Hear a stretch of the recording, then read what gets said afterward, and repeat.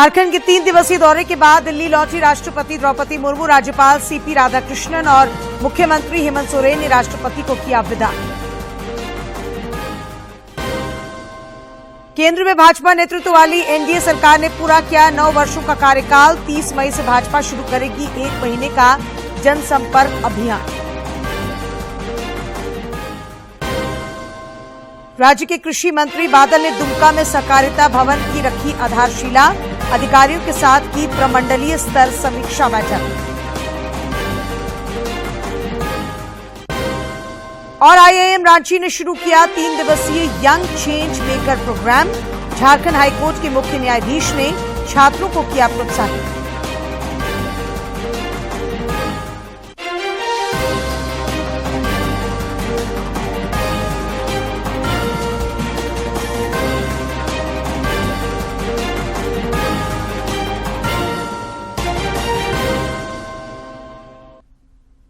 नमस्कार, खबरें झारखंड में आपका स्वागत है। मैं हूं डॉक्टर रशीता आनंद और अब समाचार विस्तार से।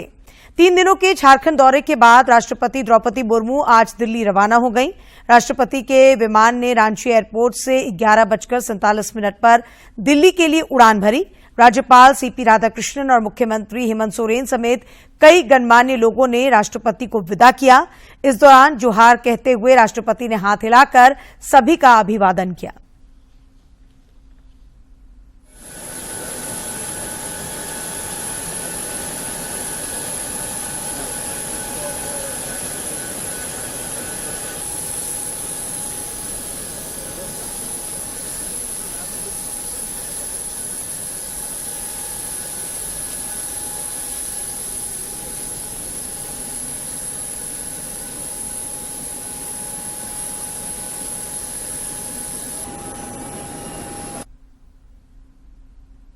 प्रधानमंत्री नरेंद्र मोदी के नेतृत्व में भारतीय जनता पार्टी की अगुवाई वाली राष्ट्रीय जनतांत्रिक गठबंधन सरकार के आज 9 वर्ष पूरे हो गए हैं। भाजपा केंद्र में अपनी सरकार के 9 साल पूरा होने के उपलक्ष्य में 30 मई से 1 महीने का जनसंपर्क अभियान शुरू कर रही है। तरफ से कई रैलियों का आयोजन तो होगा ही, देश भर में 1 महीने का विशेष संपर्क अभियान भी चलाया जाएगा। सरकार के 9 साल पूरे होने पर 31 मई को बड़ी रैली की योजना है। इसके साथ ही बीजेपी विशेष संपर्क अभियान का शुभारंभ भी करेगी। 31 मई से शुरू होने वाला बीजेपी का ये विशेष संपर्क अभियान 30 जून तक चल सकता है। इस दौरान जिला, मंडल, शक्ति केंद्र और बूथ स्तर पर विशेष कार्यक्रम आयोजित होंगे। इस अभियान का उद्देश्य मोदी सरकार की नीतियों और उपलब्धियों को जनता के बीच लेकर जाना है। इस दौरान देश भर में बीजेपी के वरिष्ठ नेता 50 से ज्यादा रैलियां कर सकते हैं।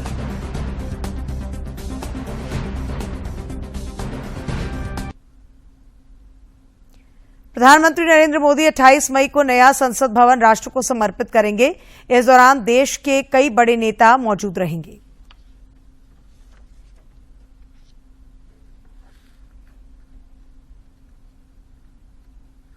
बताया जा रहा है कि पूजा के बाद गणमान्य लोग नए भवन में लोकसभा के कक्ष और राज्यसभा कक्ष के परिसर का निरीक्षण करेंगे।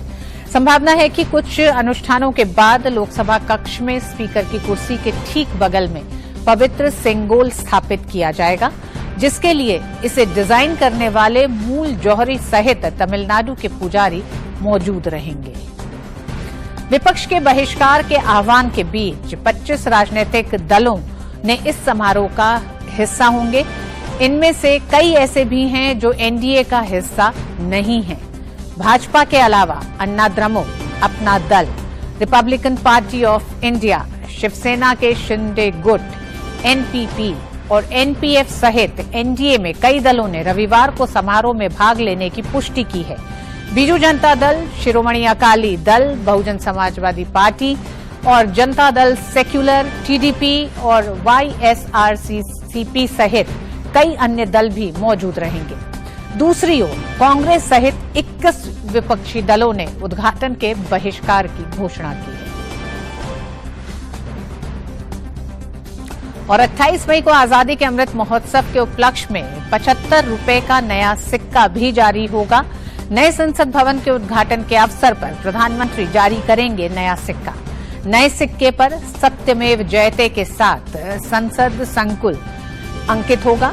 करीब 35 ग्राम का सिक्का चांदी, तांबा, निकल और जिंक से बना होगा, जिसकी कीमत करीब 3,800 होगी। और इसी दिन पीएम मोदी न्यायपूर्ण और निष्पक्ष शासन के पवित्र प्रतीक सेंगोल को ग्रहण कर उसे नए संसद भवन में स्थापित भी करेंगे। सेंगोल भारतीय सभ्यता के मूल्यों और सिद्धांतों का प्रतिनिधित्व करता है। नए संसद भवन के उद्घाटन के मौके पर उन कर्मयोगियों का भी खास तौर पर सम्मान किया जाएगा, जिन्होंने अपने श्रम से भारत के लोकतंत्र के इस नए मंदिर को बेहद कम समय में भव्य रूप देकर तैयार किया है।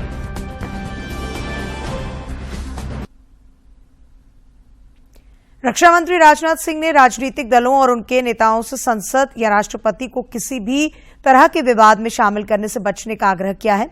उद्घाटन समारोह के बारे में स्पष्ट करते हुए राजनाथ सिंह ने कहा कि ये समारोह नए संसद भवन के आधिकारिक उद्घाटन का अवसर है और कोई संसदीय सत्र इसमें नहीं बुलाया गया है।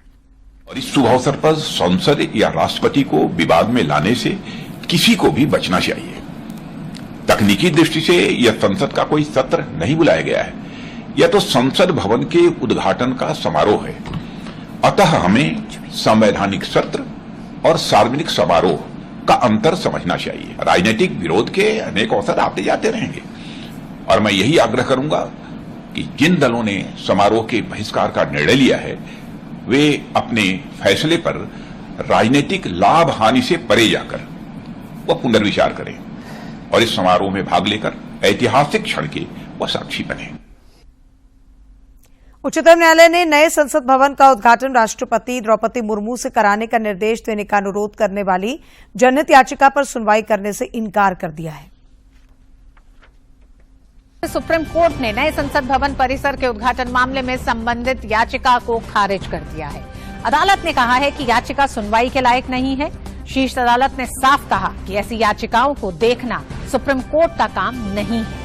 अदालत ने पूछा कि इस जनहित याचिका में क्या जनहित है। शीर्ष अदालत के इस सवाल पर याचिकाकर्ता कोई ठोस जवाब नहीं दे पाए। इस तरह नई संसद के उद्घाटन विवाद से जुड़ी याचिका को याचिकाकर्ताओं ने वापस ले लिया है। याचिका में नए संसद भवन का उद्घाटन राष्ट्रपति के हाथों कराने की मांग की गई थी। राज्य सरकार द्वारा शुरू किए गए सीबीएसई संबद्धता प्राप्त 80 उत्कृष्ट विद्यालयों में नामांकन के लिए 41,000 से अधिक आवेदन जमा किए जा चुके हैं, जो कुल सीट 11,986 की तुलना में 345% अधिक हैं। मालूम हो कि 25 मई तक आवेदन जमा करने की अंतिम तिथि निर्धारित थी। अब चयन परीक्षा का आयोजन 30 मई, प्रथम मेधा सूची का प्रकाशन 7 जून और 12 जून से मेधा सूची के अनुसार नामांकन प्रारंभ होगा। उपराजधानी दुमका में आज राज्य के कृषि मंत्री बादल ने प्रमंडलीय संयुक्त सहकारिता भवन के निर्माण की आधारशिला रखी। बादल ने अधिकारियों के साथ प्रमंडल स्तरीय समीक्षा बैठक भी की। बैठक में क्रमवार विभिन्न योजनाओं की जानकारी प्राप्त की गई। मंत्री ने अधिकारियों को योजनाओं के प्रभावी क्रियान्वयन का निर्देश दिया।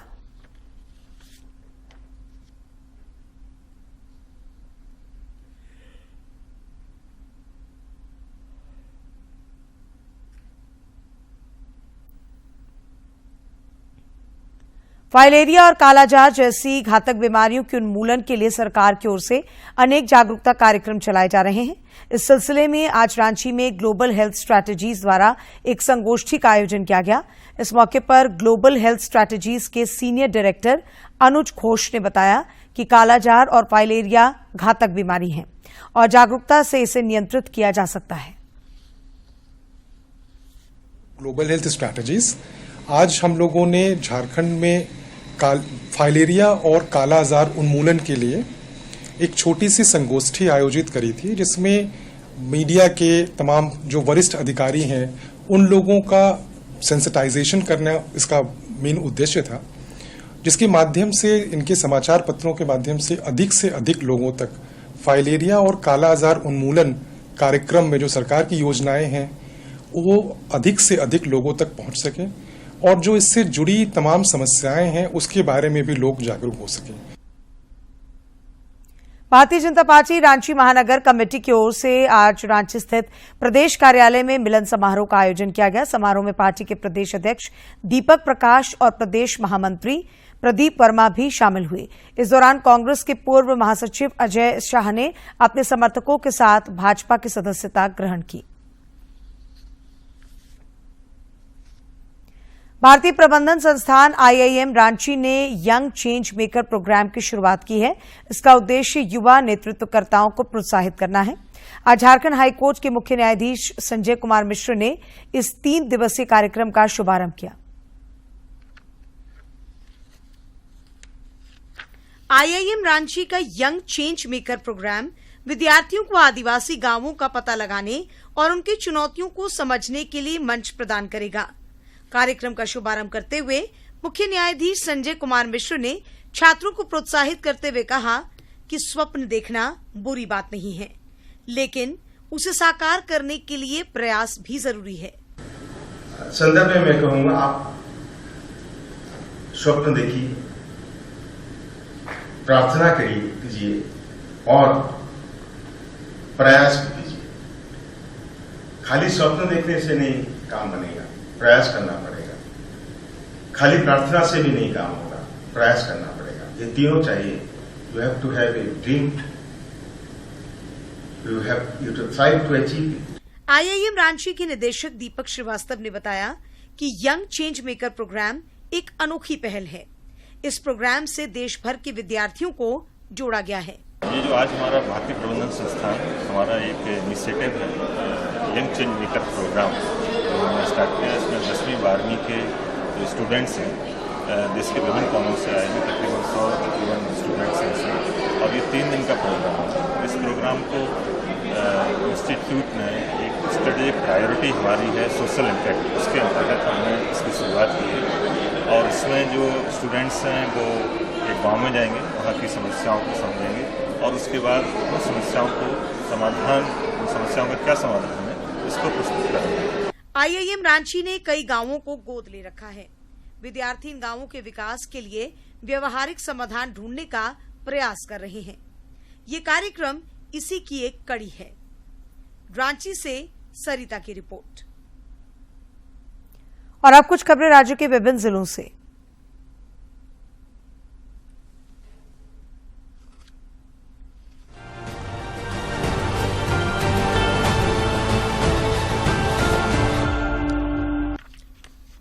विश्व हिंदू परिषद की महिला शाखा दुर्गा वाहिनी मातृशक्ति का प्रशिक्षण वर्ग 3 जून से 10 जून तक आयोजित किया जाएगा। प्रशिक्षण वर्ग का आयोजन धुरवा स्थित सरस्वती शिशु विद्या मंदिर में किया गया है।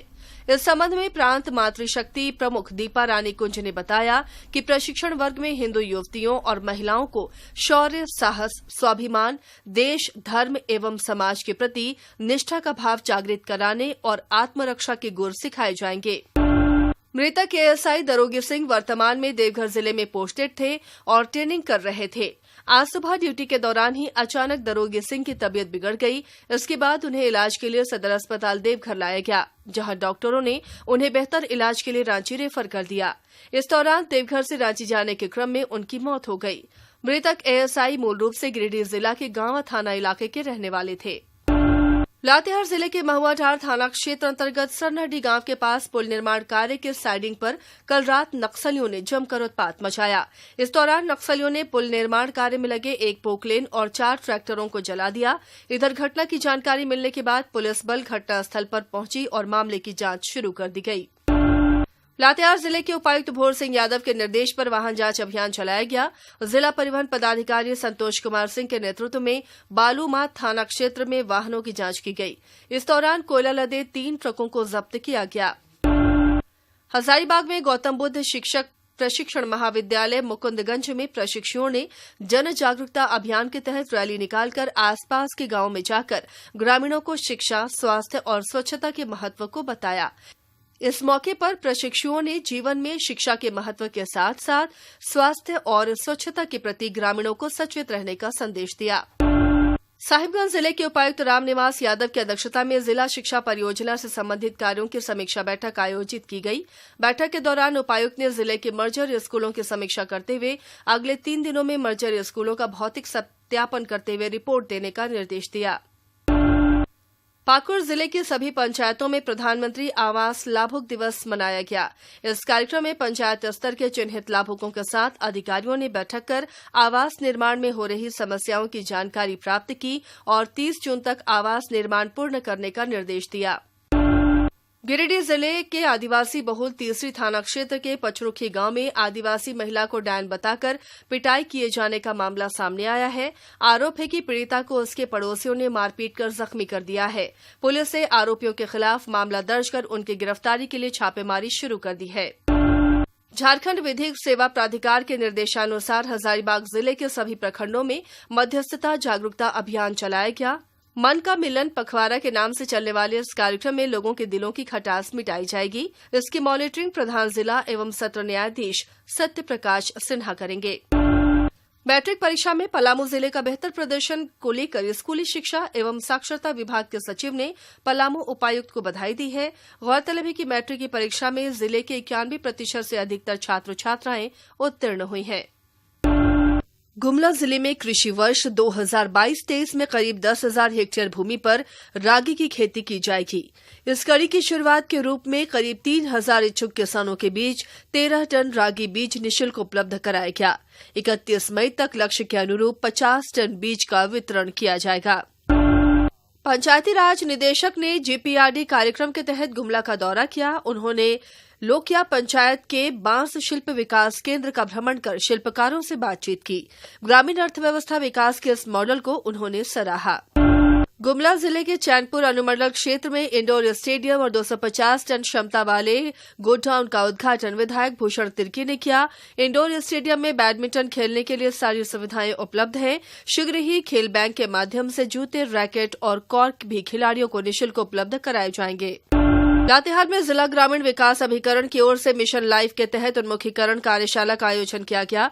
इस दौरान लोगों को पर्यावरण अनुकूल जीवन पद्धति अपनाने के लिए जागरूक किया गया। रामगढ़ नगर परिषद द्वारा व्यवहार न्यायालय परिसर में लगाए गए मिनी वाटर एटीएम का उपायुक्त ने उद्घाटन किया। मिनी वाटर एटीएम के माध्यम से आमजनों को 3 रुपए में 500 मिलीलीटर, 5 रुपए में 1 लीटर और 7 रुपए में 2 लीटर की दर से पेयजल उपलब्ध होगा। बोकारो जिले में खनन टास्क फोर्स समिति की बैठक उपायुक्त की अध्यक्षता में की गई। इस दौरान उपायुक्त ने डीएमएफटीएफ, एसटी, सीएमटीएफ द्वारा अभियान चलाकर की गई कार्रवाई की क्रमवार जानकारी ली और नियमित रूप से कार्रवाई जारी रखने का निर्देश दिया।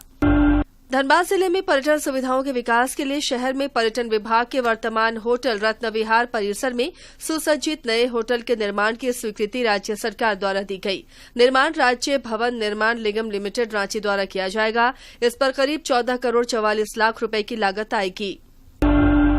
दुमका जिले के गोपीकांदर प्रखंड के ओड़मो पंचायत के महुल डाबर, कुंडा पहाड़ी और चिरुडी ग्राम में एनयूपीपीएल को आवंटित क्षेत्र के प्रभावित परिवारों को हो रही समस्याओं के निराकरण के लिए उपायुक्त ने बैठक की। इस दौरान सरकार की योजनाओं से योग्य लाभुकों को लाभान्वित करने के लिए आवश्यक कार्रवाई की गई। पाकुड़ जिले की विभिन्न पंचायतों में जिला प्रशासन द्वारा रात्रि चौपाल का आयोजन किया गया। अधिकारियों ने ग्रामीणों से संवाद कर समस्याओं की जानकारी ली। ग्रामीणों ने पेयजल, बिजली जैसी समस्याओं से अवगत कराया। उपायुक्त ने संबंधित विभाग के अधिकारियों को जन समस्याओं का समाधान जल्द से जल्द करने का निर्देश दिया।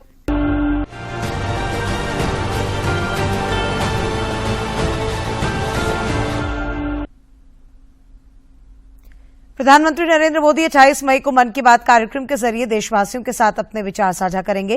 प्रधानमंत्री ने इस कार्यक्रम के लिए लोगों से अपने सुझाव देने का आग्रह किया है। सुझावों को टोल फ्री नंबर 1800-117800 पर मिस्ड कॉल देकर रिकॉर्ड करवाया जा सकता है। माई गव फोरम या नमो ऐप पर भी लोग अपने सुझाव दे सकते हैं। मन की बात है जन जन की, संघर्षों के कुछ किस्से, कहानी कुछ सफलताओं की, अनकही विरासत की, उम्मीदें नए भारत की। महीने के आखिरी रविवार का रहता है इंतजार। ब्रह्मपुत्र के घाट से हिमालय के विस्तार तक होती है मन की बात प्रधानमंत्री के साथ। तो सुनिए इस महीने 28 मई सुबह 11 बजे मन की बात आकाशवाणी और दूरदर्शन के सभी चैनलों पर। मन की बात के प्रादेशिक भाषाओं में अनुवाद का पुनः प्रसारण आप सुन सकते हैं रात 8 बजे आकाशवाणी और दूरदर्शन के सभी प्रादेशिक चैनलों पर। तो याद रखें, रविवार 28 मई सुबह 11 बजे मन की बात। और अब बात मौसम की। राजधानी रांची समेत राज्य के कई जिलों में मौसम ने करवट बदली है। आज कई क्षेत्रों में तेज हवा के साथ बारिश हुई। हवा चलने और बारिश होने से लोगों को गर्मी से राहत मिली है। इधर रांची में दोपहर बाद कुछ देर के लिए झमाझम बारिश देखने को मिली। इस दौरान आसमान काले बादलों से ढका रहा। अमूमन सबसे गर्म रहने वाले पलामू प्रमंडल में भी बदले मौसम का असर देखा गया। पलामू जिले में तेज आंधी के कारण कई पेड़ उखड़ गए। इससे जनजीवन पूरी तरह से प्रभावित हुआ। कुछ घरों पर भी पेड़ गिरने की सूचना है। उधर गढ़वा जिले में तेज हवा के साथ बारिश और ओलावृष्टि भी हुई।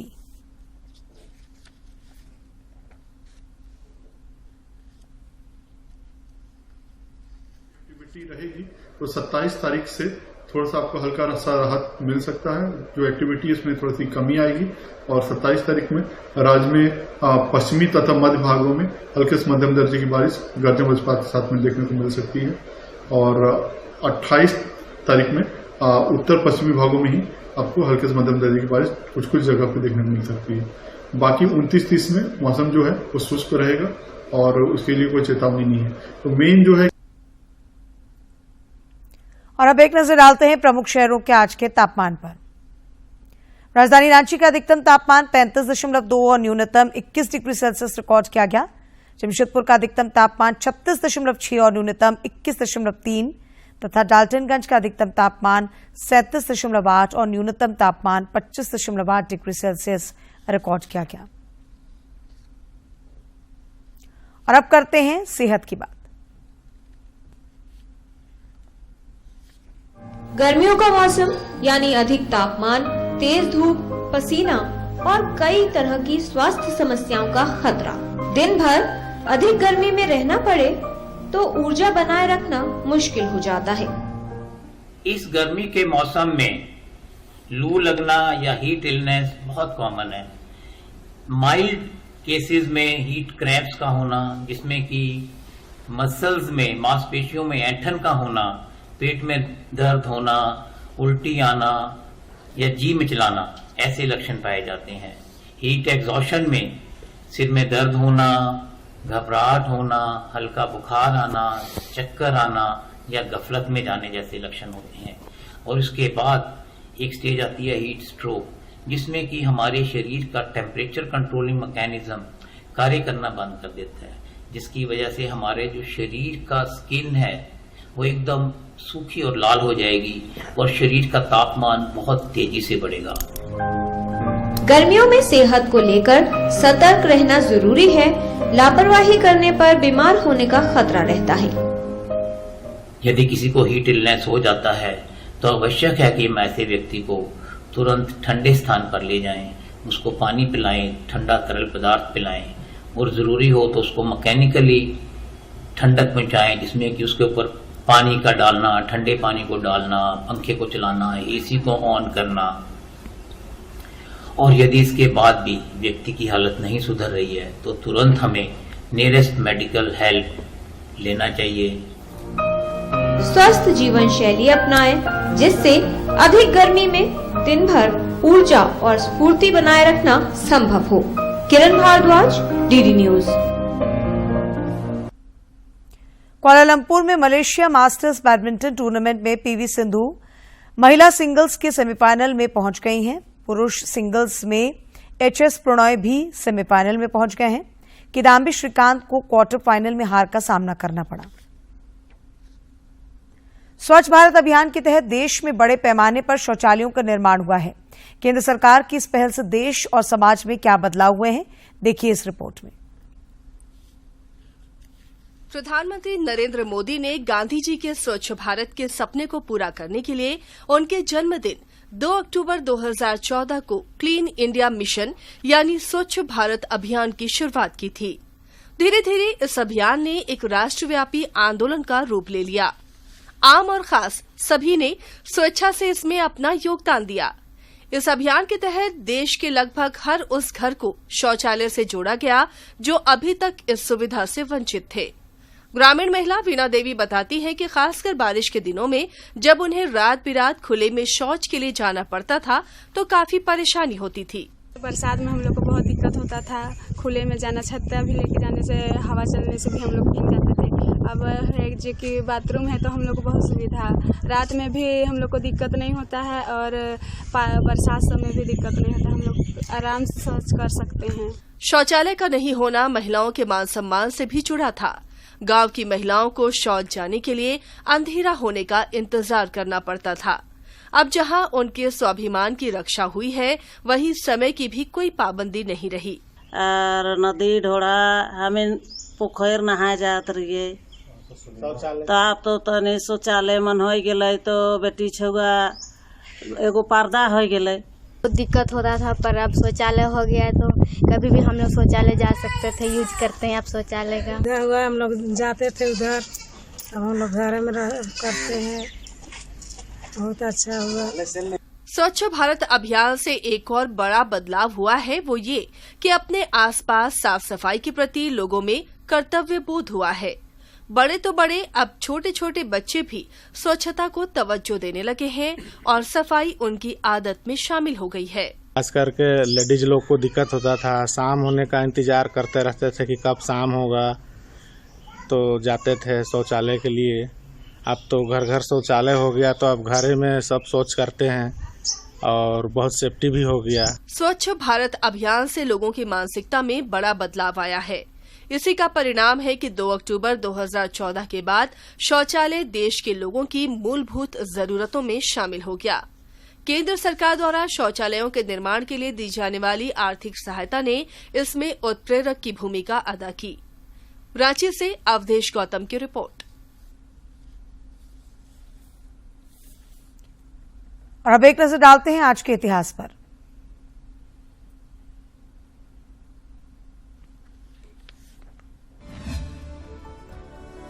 छब्बीस मई साल 2014 को नरेंद्र मोदी ने पूर्ण बहुमत के साथ भारत के 14वें प्रधानमंत्री पद की शपथ ली। इससे पूर्व उन्हें 20 मई 2014 को ही संसद के सेंट्रल हॉल में बीजेपी संसदीय दल का नेता चुना गया।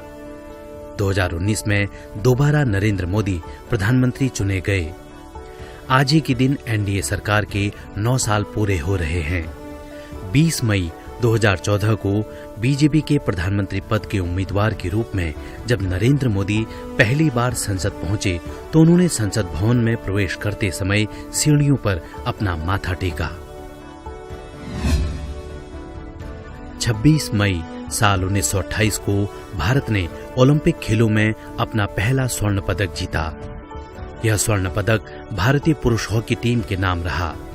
ओलंपिक खेलों में हॉकी का खेल पहली बार 1908 के लंदन ओलंपिक में शामिल किया गया। 1928 के एम्स्टर्डम का स्वर्ण पदक भारतीय हॉकी टीम के 6 लगातार ओलंपिक जीत के रिकॉर्ड का पहला मेडल था। इस टीम की कमान संभाली थी कप्तान जयपाल सिंह ने और मशहूर हॉकी के जादूगर ध्यानचंद भी इस टीम का हिस्सा थे। जीत के साथ ही भारत का इस खेल पर अभूतपूर्व वर्चस्व स्थापित हुआ, जिसके बाद भारतीय पुरुष हॉकी टीम ने लगातार 5 ओलंपिक स्वर्ण पदक जीते। 26 मई साल 1912 को छगनलाल चौपासनी का जन्म राजस्थान के जोधपुर में हुआ। वे राजस्थान के प्रसिद्ध क्रांतिकारियों में से एक थे, जिन्होंने भारतीय स्वतंत्रता संग्राम में महत्वपूर्ण भूमिका निभाई। और अंत में मुख्य समाचार एक बार फिर।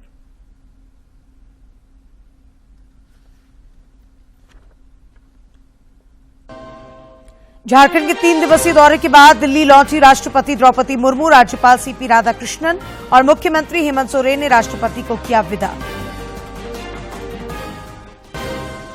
केंद्र में भाजपा नेतृत्व वाली एनडीए सरकार ने पूरा किया 9 वर्षों का कार्यकाल। 30 मई से भाजपा शुरू करेगी 1 महीने का जनसंपर्क अभियान। राज्य के कृषि मंत्री बादल ने दुमका में सहकारिता भवन की रखी आधारशिला। अधिकारियों के साथ की प्रमंडलीय स्तर समीक्षा बैठक।